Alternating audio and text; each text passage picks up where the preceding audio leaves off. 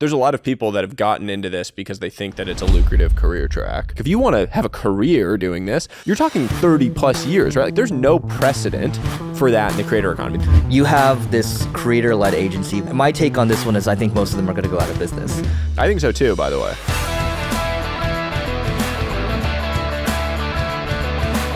You mentioned that you're bearish on the creator economy, so let's start there. I think it's what I said, which is like, there's a lot of people that have gotten into this because they think that it's a lucrative career track, but they haven't actually done anything yet in the real world and like creating real experiences. And that I am really bearish on. I don't think you can do that for a long period of time. I think you can probably do that for a short period of time. You can like hack your way to a decent sized audience. Like if I were to start from zero on Twitter, LinkedIn, wherever, and you told me like, hey, you have to make, if it was today, so like October, and you told me like, hey, you have to make $1 million in 2024, so next year. So I have like sort of 3 months to like build it, and then like I have to make $1 million next year. I think I could probably do that, but then I think it would fall off a cliff in 2025. Like I think I could for maybe a year, 2 years, 3 years, like hack your way where you could like convince people you're legit for a short period of time, do some like course, something, at brand deals on Instagram, whatever. Like I think I could hack my way to doing that, but that's not a lasting, viable career. Like if you want to have a career doing this, you're talking 30 plus years, right? Like 20, 30, 40 years. There's no precedent for that in the creator economy. The best precedent that exists is people like Tim Ferriss or Mark Manson who have like been doing this for 20 years. And that's really freaking hard to do. Like you ask them, they've probably seen so many people come and go during the different phases of their life in these spaces. And so my firm perspective is that if you are going to do this, you need to like really approach it differently. And there needs to be a longer term view and vision. And a lot of that has to be grounded in things you're actually doing or building in the real world. Like the accounts on Twitter that I think are most interesting are the ones that are like in some niche space and then just like talking about it publicly. Like car dealership guy is this like, he's a friend of mine in real life, but like he's doing those things in the real world and then he's talking about them. He's built a big audience talking about this like weird niche thing of like auto dealerships and like used car financing and all these things. That is super cool. And he's going to build an enormous empire around these different things because now he has a huge audience of people interested in car dealerships. Like the potential to launch businesses around that is enormous, and businesses that have real enterprise value, that have durable cash flow streams, totally different from like hand to mouth brand deals of like so-and-so is going to pay you $5,000 to do an Instagram reel. You have this creator-led agency where you guys will cut up clips, right? I think it was called Viral Cuts, correct? Yeah. I tried it for a little bit. My take on this one is I think most of them are going to go out of business.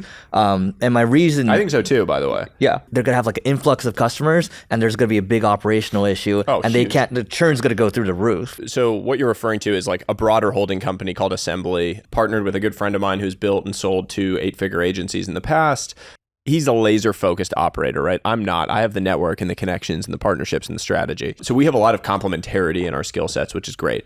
But the view from us was you can basically leverage creators as distribution when there's product audience fit. So the best example, you reference Viral Cuts, which is with Cody Sanchez and Sam Parr. They do a lot of clips. Cody in particular has built an enormous audience off of doing clips. What we've learned, by the way, is like, you're actually not a good customer. The best customer is a business that is looking to like do tons of video clips and ads versus creators who tend to be like shorter term customers in general, because if it's like working or not working, and the price point, not for you because you have businesses, but like the price point is significant. It's $5,000 to $10,000 a month. A business can easily invest that in doing more direct response ads and doing more brand ads and all those things. And so the vast majority of that business, which is now multi 7-figure run rate business, is going to be B2B. It's real. It's businesses on the other end. The best example of this is like Hey Friends with Ali Abdallah, our shared friend, where Ali had this amazing course, the Part-Time YouTuber Academy that he had built, incredible audience around helping YouTubers build their YouTube presence.